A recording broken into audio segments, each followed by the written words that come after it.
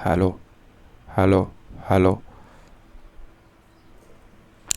Hello दोस्तों, स्वागत है आपके अपने नेक्स्ट जनरेशन एकेडमी के यूट्यूब चैनल पर। आज अपन पॉलिटी देखेंगे। इसमें आपको प्रधानमंत्री और अनुसूची का टॉपिक है, इसके बारे में एमसीक्यू है। इसमें प्रधानमंत्री और अनुसूची के बारे में, इससे पहले अपन एक राष्ट्रपति के बारे में भी एक क्लास कर चुके हैं। आप प्ले लिस्ट में जाकर देख सकते हैं। जे एमपी फॉरेस्ट जेड फ्रेरी आदि, जहाँ भी प्रधानमंत्री अनुसूची के एमपी क्वेश्चन आते हैं, एमसीक्यू लिए गए हैं स्टार्टिंग से। तो स्टार्ट करते हैं बिना किसी देरी किए हुए। पहला प्रश्न है, भारत के प्रधानमंत्री की नियुक्ति किसके द्वारा की जाती है?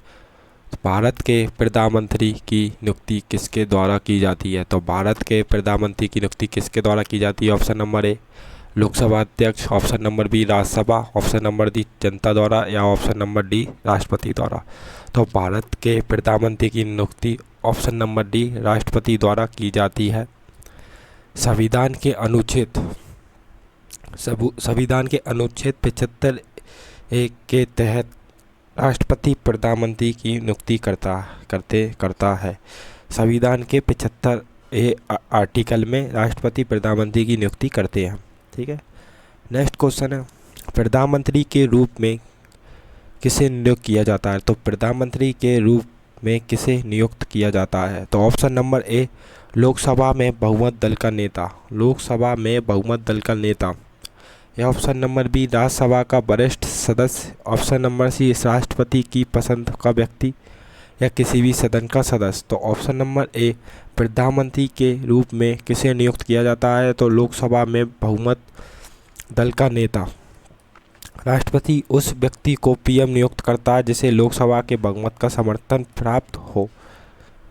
नेक्स्ट क्वेश्चन है, प्रधानमंत्री बनने के लिए उम्मीदवार की कम से कम कितनी उम्र होनी चाहिए? तो प्रधानमंत्री बनने के लिए उम्मीदवार की कम से कम कितनी उम्र होना चाहिए? 25 वर्ष, 30 वर्ष, 35 वर्ष, या 40 वर्ष। तो ऑप्शन नंबर ए 25 वर्ष होना चाहिए प्रधानमंत्री बनने की न्यूनतम आयु। तो यदि वह लोकसभा का सदस्य है तो न्यूनतम आयु 25, अगर राज्यसभा का सदस्य है तो 30 होनी चाहिए। भारत में वास्तविक कार्यपालिका शक्ति किसके पास होती है? तो भारत में वास्तविक कार्यपालिका शक्ति किसके पास होती है? ऑप्शन नंबर ए प्रधानमंत्री, राष्ट्रपति, मुख्य न्यायाधीश, या उपराष्ट्रपति। तो प्रधानमंत्री के पास होती है। राष्ट्रपति नामात का एक प्रमुख होता है, जबकि प्रधानमंत्री वास्तविक प्रमुख होता है। नेक्स्ट क्वेश्चन है, संविधान के किस अनुच्छेद में प्रधानमंत्री की नियुक्ति का प्रावधान है? तो संविधान के किस अनुच्छेद के में प्रधानमंत्री की नियुक्ति का प्रावधान है? तो अनुच्छेद अभी बताया था, अनुच्छेद 74, अनुच्छेद 75 ए, अनुच्छेद 78, अनुच्छेद 80। तो अनुच्छेद 75 में प्रधानमंत्री की नियुक्ति का प्रावधान है, और इसकी नियुक्ति राष्ट्रपति जी करते हैं प्रधानमंत्री जी की। नेक्स्ट क्वेश्चन है, संघ की मंत्रिपरिषद का अध्यक्ष कौन होता है? तो संघ के मंत्रिपरिषद का अध्यक्ष कौन होता है? ऑप्शन नंबर ए राष्ट्रपति जी, प्रधानमंत्री जी, गृह मंत्री, या कैबिनेट सचिव। तो संघ की मंत्रिपरिषद का अध्यक्ष कौन होता है? तो प्रधानमंत्री जी होते हैं संघ की मंत्रिपरिषद का अध्यक्ष। प्रधानमंत्री मंत्रिपरिषद का मुखिया और सरकार का प्रमुख होता है। नेक्स्ट क्वेश्चन है, सांसदीय शासन प्रणाली किस देश के संविधान से प्रेरित है? तो सांसदीय शासन प्रणाली कहाँ से ली गई है? Option number A America, Britain, रूस, या कनाडा। तो ये ब्रिटेन से ली गई है संसदीय शासन प्रणाली। संसदीय शासन प्रणाली कहाँ से ली गई है? ब्रिटेन से। भारत ने ब्रिटिश संसदीय मॉडल को अपनाया है। यह कार्यपालिका विधायिका के प्रति जवाबदेह होती है। नेक्स्ट क्वेश्चन है, प्रधानमंत्री अपना इस्तीफा किसे सौंपते हैं? तो प्रधानमंत्री अपना इस्तीफा किसे सौंपते हैं? राष्ट्रपति जी को, उपराष्ट्रपति जी को, या लोकसभा अध्यक्ष को, या मुख्य न्यायाधीश को। तो प्रधानमंत्री अपना इस्तीफा राष्ट्रपति जी को सौंपते हैं। राष्ट्रपति ही पीएम की नियुक्ति करता है और इस्तीफा भी वही स्वीकार करता है। ठीक है। नेक्स्ट क्वेश्चन है, यदि प्रधानमंत्री संसद के किसी भी सदन का सदस्य नहीं है, तो यदि प्रधानमंत्री संसद के किसी भी सदन का सदस्य नहीं है तो उसे कितने समय के भीतर सदस्यता लेनी होनी चाहिए? तो ऑप्शन नंबर 3 महीने, 6 महीने, 1 वर्ष या 9 वर्ष। तो ऑप्शन नंबर बी 6 महीने। मंत्री बनने के बाद 6 महीने के भीतर संसद का लोकसभा या राज्यसभा का सदस्य बनना अनिवार्य है। नेक्स्ट क्वेश्चन है, मंत्रिपरिषद में कितने स्तर के मंत्री होते हैं? तो मंत्री परिषद में कितने स्तर के मंत्री परिषद होते हैं? 1, 2, 3 या 4। तो 3 प्रकार के स्तर मंत्री परिषद होते हैं। मंत्रियों के 3 स्तर होते हैं, कैबिनेट मंत्री, राज्य मंत्री, उप मंत्री। तो कैबिनेट मंत्री, राज्य मंत्री, उप मंत्री।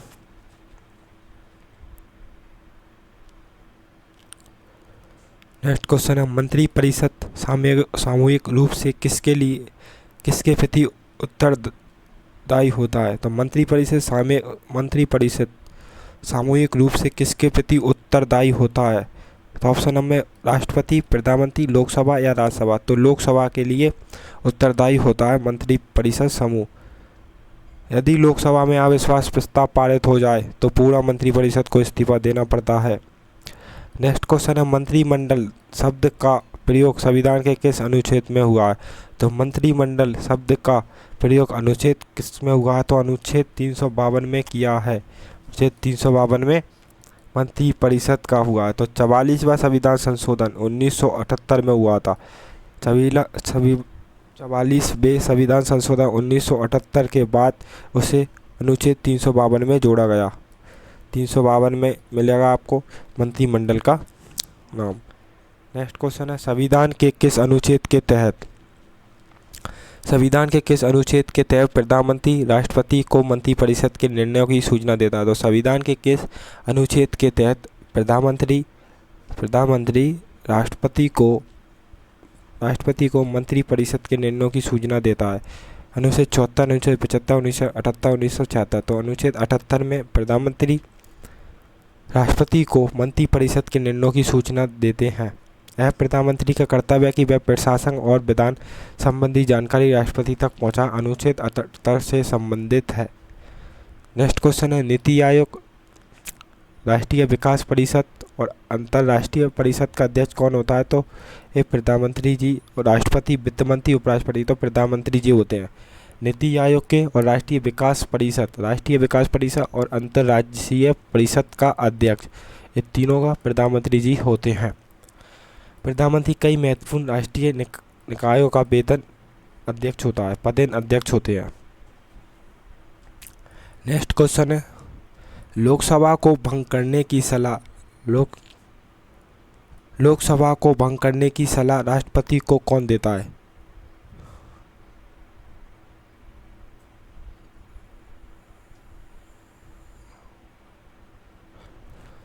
लोकसभा को भंग करने की सलाह राष्ट्रपति को कौन देता है? तो गृह मंत्री, प्रधानमंत्री, मुख्य न्यायाधीश या राज्यपाल। तो प्रधानमंत्री जी। लोकसभा को भंग करने की सलाह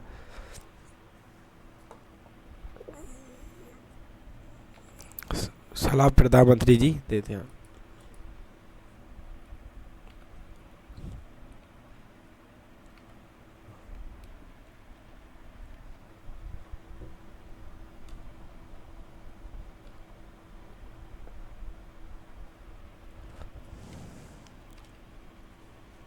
नेक्स्ट क्वेश्चन है, मंत्रियों के विभागों का बंटवारा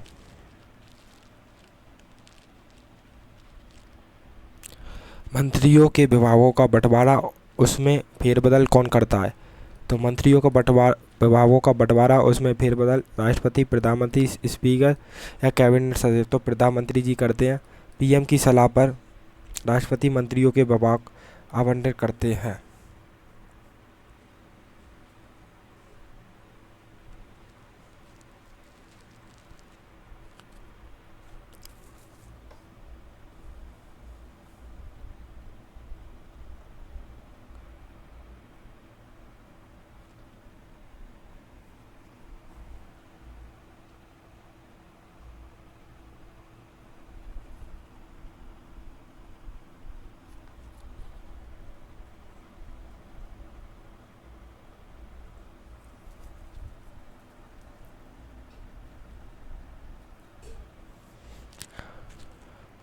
नेक्स्ट क्वेश्चन है,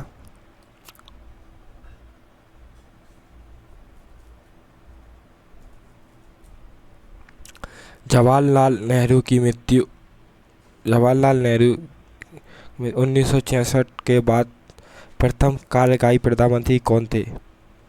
तो लाल बहादुर शास्त्री, इंदिरा गांधी या गुलजारी लाल नंदा या मोरारजी देसाई। तो जवाहरलाल नेहरू जी की मृत्यु के बाद गुलजारी लाल नंदा प्रधानमंत्री बने।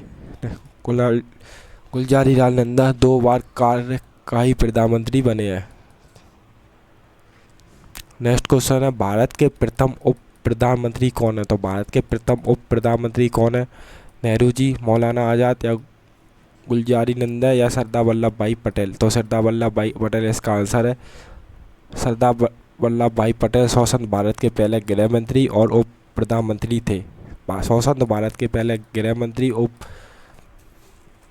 प्रधानमंत्री जी थे। नेक्स्ट, जब राजीव गांधी ने प्रधानमंत्री पद की शपथ ली, जब राजीव गांधी ने प्रधानमंत्री सब की शपथ ली उस समय भारत के राष्ट्रपति कौन थे? तो ज्ञानी जैल सिंह जी थे। नेक्स्ट क्वेश्चन है, लोकसभा में अविश्वास प्रस्ताव लाने के लिए कितने सदस्यों की सहमति आवश्यक है? तो 50 सदस्य की सहमति प्राप्त है। लोकसभा में अविश्वास प्रस्ताव लाने के लिए कितने सदस्यों की सहमति है? तो 50। अविश्वास प्रस्ताव लाने के लिए पारित होने पर मंत्रिपरिषद को इस्तीफा देना पड़ता है। नेक्स्ट क्वेश्चन है, किस प्रधानमंत्री के कार्यकाल में सिक्किम को भारत का संयुक्त राज्य 1974 में बनाया गया? तो option number A, Indira Gandhi ji को बनाया गया था। 35वें संशोधन 1974 के समय इंदिरा गांधी जी पीएम थी। नेक्स्ट क्वेश्चन है, 1975 के आंतरिक आपातकाल के समय प्रधानमंत्री कौन थी? तो मोरारजी देसाई या इंदिरा गांधी या राजीव गांधी या शास्त्री जी। तो इंदिरा गांधी जी थी 1975 के आंतरिक आपातकाल के समय प्रधानमंत्री।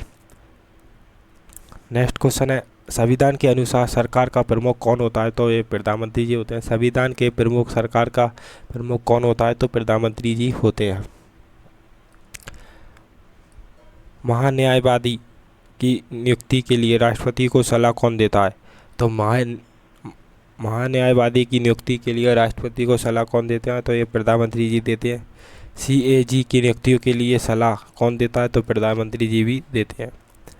योजना आयोग या नीति आयोग, योजना आयोग का नाम बढ़कर नीति आयोग रख दिया, का पदन अध्यक्ष कौन होते हैं? तो प्रधानमंत्री जी होते हैं। स्वर्ग सिंह समिति 1976 किस प्रधानमंत्री के समय बनी? तो 1976 वो इंदिरा गांधी जी के समय बनी थी। पहली महिला प्रधानमंत्री कौन थी? तो इंदिरा गांधी जी थी। ताशकंद समझौता किस प्रधानमंत्री से संबंधित है? तो लाल बहादुर जी से संबंधित है। दोस्तों, अगर सेशन पसंद आ रहा हो तो लाइक शेयर सब्सक्राइब जरूर करें। ये प्रधानमंत्री के लिए क्वेश्चन थे, यहाँ से ये महत्वपूर्ण क्वेश्चन है। इससे पहले अपन राष्ट्रपति जी के लिए भी एक क्लास कर चुके हैं, तो आप प्ले लिस्ट में जाकर देख सकते हैं। इसमें आपको प्रधानमंत्री और अनुसूची के बारे में देखने को मिलेगा। ठीक है, ये MCQ है, काफ़ी इम्पोर्टेंट है। अब देखते हैं अपन अनुसूचियाँ।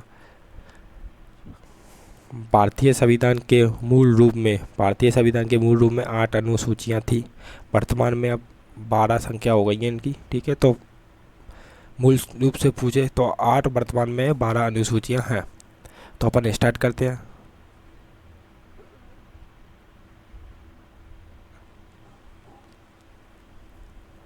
पहली अनुसूची में क्या है? इसमें राज्यों और केंद्र शासित प्रदेशों के नाम और उनके क्षेत्रीय अधिकार क्षेत्र का उल्लेख है। तो पहली अनुसूची में क्या? राज्यों और केंद्र शासित प्रदेशों के नाम और उनके क्षेत्रीय अधिकार क्षेत्र का उल्लेख है। दूसरी अनुसूची में क्या? इसमें राष्ट्रपति, राज्यपाल, लोकसभा अध्यक्ष और उनके प्रमुख अधिकारियों के वेतन और भत्तों का प्रावधान है। तो दूसरी अनुसूची में राष्ट्रपति, राज्यपाल, लोकसभा के अधिकारियों के वेतन भत्तों का प्रावधान है। ऑप्शन नंबर 3, तीसरी अनुसूची में क्या? विभिन्न संवैधानिक अधिकारियों द्वारा ली जाने वाली शपथ या प्रतिज्ञा के लिए प्रारूप इसमें दिया गया है। चौथी अनुसूची आपको क्या बताती? इसमें राज्यसभा में सीटों के आवंटन का विवरण दिया गया है कि वह किस राज्य से कितनी सीटें होंगी। कितनी सीटें होंगी। 5वीं अनुसूची में अनुसूचित क्षेत्रों और अनुसूचित जनजातियाँ के प्रशासन और नियंत्रण से संबंधित है 5वीं अनुसूची। 6वीं अनुसूची इसमें असम, मेघालय, त्रिपुरा और मिजोरम राज्यों के जनजातीय क्षेत्रों का प्रशासन के बारे में प्रावधान है। नेक्स्ट क्वेश्चन है 7वीं अनुसूची में इसमें केंद्र और राज्यों के बीच शक्तियों के बंटवारे में 3 अनुसूचियां हैं, संघ सूची, राज्य सूची और समवर्ती सूची। समवर्ती सूची का विचार ऑस्ट्रेलिया के प्रावधान से लिया गया है। राज्य सूची में कृषि, मत्स्य पालन और सट्टेबाजी जैसे विषय शामिल होते हैं। नेक्स्ट क्वेश्चन है 8वीं अनुसूची। यह मान्यता प्राप्त भाषाओं से संबंधित है। मूल रूप से इसमें 14 भाषाएं थी जो अब 22 हो गई हैं। 8वीं अनुसूची 92 संविधान संशोधन 2003 में के द्वारा इसमें बोडो, डोगरी, मैथिली और स्थलीय भाषाओं को जोड़ा गया था। 92 संविधान 2003 में कौन कौन सी भाषाएं जोड़ी गई थी पूछता है। बोडो, डोगरी, मैथिली और स्थलीय भाषाओं को जोड़ा गया था। नेक्स्ट क्वेश्चन है 9वीं अनुसूची। इसमें ऐसे अधिनियम शामिल है जिसने न्यायिक समीक्षा से बचाने के लिए डाला गया, हालांकि अब इसकी भी समीक्षा की जा सकती है। नेक्स्ट 10वीं अनुसूची में यह दल बदल विरोधी कानून से संबंधित है। इसे 52वें संविधान संशोधन 1985 के माध्यम से जोड़ा गया था। तो 10वीं अनुसूची में दल बदल विरोधी कानून से संबंधित है। 12वें संविधान संशोधन 1985 के माध्यम से जोड़ा गया था, याद रखना। नेक्स्ट क्वेश्चन है 11वीं अनुसूची। 11वीं अनुसूची यह पंचायती राज संस्थाओं की शक्तियों और जिम्मेदारियों से संबंधित है। 73वें संविधान संशोधन हुआ था, 1992 में जोड़ा गया था। 12वीं अनुसूची नगरपालिकाओं की शक्तियों और कार्यों से संबंधित है। 74वें संविधान संशोधन 1992 के माध्यम से जोड़ा गया था। एक बार और अपन शॉर्ट तरीके से देखते हैं इनको। तो पहली अनुसूची में आपको क्या मिलेगा, राज्यों और केंद्र शासित प्रदेशों से संबंधित। पहली अनुसूची में राज्य और केंद्र शासित से संबंधित। दूसरी अनुसूची में आपको वेतन और भत्तों की बात की गई है, ठीक है। पहली अनुसूची में राज्यों और केंद्र शासित प्रदेश, दूसरी अनुसूची में वेतन और भत्ते। तीसरी अनुसूची में आपको शपथ मिलेगी, तीसरी अनुसूची में शपथ। चौथी अनुसूची में आपको राज्यसभा में सीटों का आवंटन है। तो चौथी सीटों में आपको राज्यसभा के सीटों का आवंटन है। 5वीं अनुसूची में आपको अनुसूचित जाति और SC और ST जनजाति के बारे में बताया गया है। तो अनुसूचित क्षेत्रों और अनुसूचित जनजातियों के बारे में 5वीं अनुसूची में। 6वीं अनुसूची में आपको असम, मेघालय, त्रिपुरा, मिजोरम राज्यों से संबंधित है। 7वीं अनुसूची आपको संघ सूची, राज्य सूची और समवर्ती सूची से संबंधित है।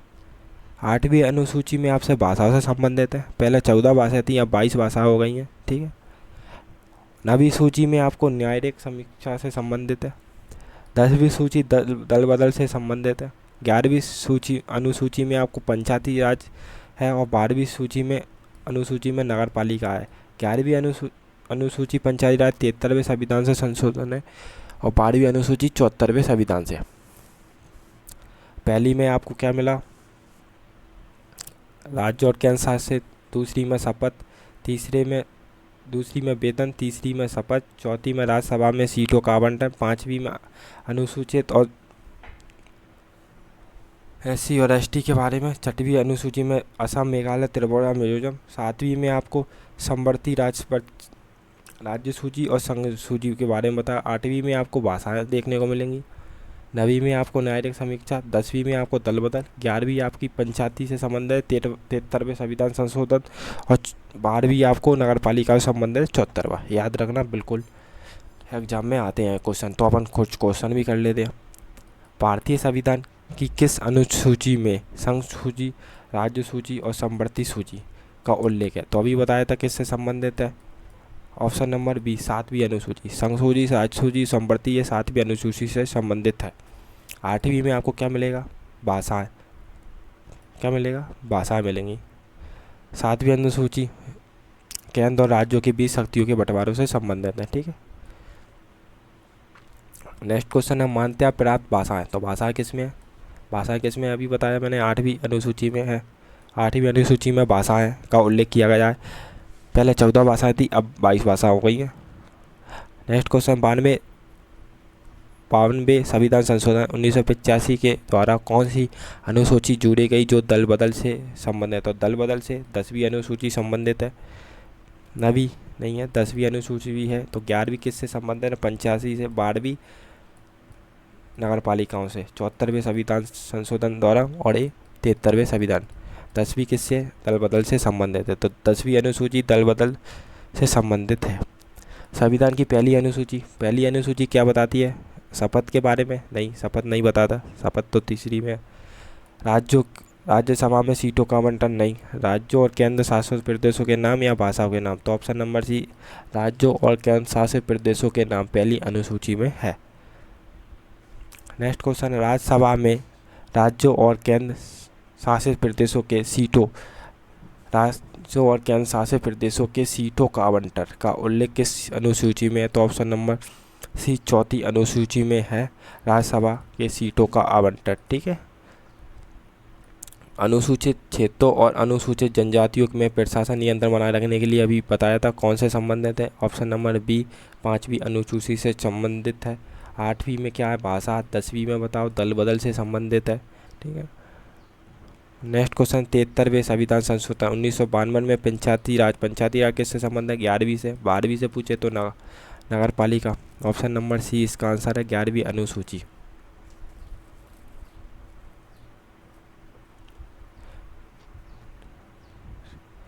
अब ये नगर पालिका की शक्तियों का उल्लेख किस अनुसूची में? 10वीं में, 11वीं में, 12वीं में या 7वीं में? 10वीं में आपको दल बदल देखने को मिलेगा, 11वीं में आपको नगर पालिका देखने मिलेगी, 11वीं में आपको पंचायती राज, 12वीं में आपको नगर पालिका है। तो ये ऑप्शन नंबर सी 12वीं अनुसूची में क्या है? 12वीं अनुसूची में नगर पालिका से संबंधित है 74वें संविधान संशोधन। ये इम्पोर्टेंट है, काफ़ी आता है। 74वें संशोधन से संबंधित है। नेक्स्ट क्वेश्चन है भारतीय संविधान के किस संशोधन ने 11वीं अनुसूची को जोड़ा है? तो 11वीं अनुसूची को जोड़ा किस संविधान संशोधन द्वारा? तो ये अभी कितनी बार बताया, 73वां संविधान संशोधन। 73वां संविधान संशोधन 11वीं अनुसूची से संबंधित है। 73वां संविधान संशोधन, इसमें आप और संबंधित है पंचायत से। नेक्स्ट क्वेश्चन है 8वीं अनुसूची में वर्तमान में अब कुल कितनी भाषाएं? तो वर्तमान में कुल कितनी भाषाएं? तो 14, 18, 22 या 25? तो 22 भाषाएं वर्तमान में। नेक्स्ट क्वेश्चन है समवर्ती सूची का विचार किस देश के संविधान से लिया गया है? तो समवर्ती सूची का किससे लिया गया है? Canada, Australia, America, Britain. अभी समझाया था समवर्ती सूची। ऑप्शन नंबर ए, ऑस्ट्रेलिया से लिया गया है। 10वीं अनुसूची का संविधान में किस वर्ष जोड़ा गया था? तो 10वीं अनुसूची किससे संबंधित? दल बदल से। कब जोड़ा गए थे? 1985 में। 52वें संविधान संशोधन 1985 में 10वीं अनुसूची जोड़ी गई थी। तो 10वीं अनुसूची 1985 में।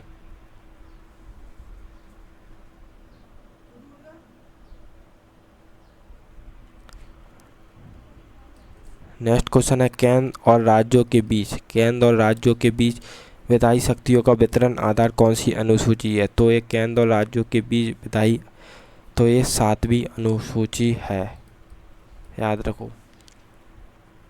नेक्स्ट क्वेश्चन है 74वें संविधान संशोधन द्वारा जोड़ी गई अनुसूची कौन सी है? तो ये नगर पालिका है। 73वीं पंचायत से संबंधित है।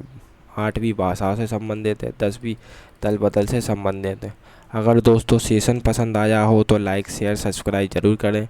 मिलते हैं अपनी नेक्स्ट क्लास में। इससे पहले अपन राष्ट्रपति जी की भी एक क्लास कर चुके हैं, तो आप प्ले लिस्ट में जाकर देख सकते हैं। इसमें आप MP GK के भी कर सकते हैं, आप प्ले लिस्ट में जाकर देखें। साइंस के लिए भी आप प्ले लिस्ट में जाकर देख सकते हैं। MP फॉरेस्ट या MP हॉस्पिटल, जहाँ भी साइंस आता हो MP में, आप देख सकते हो ये सब। ठीक है, धन्यवाद।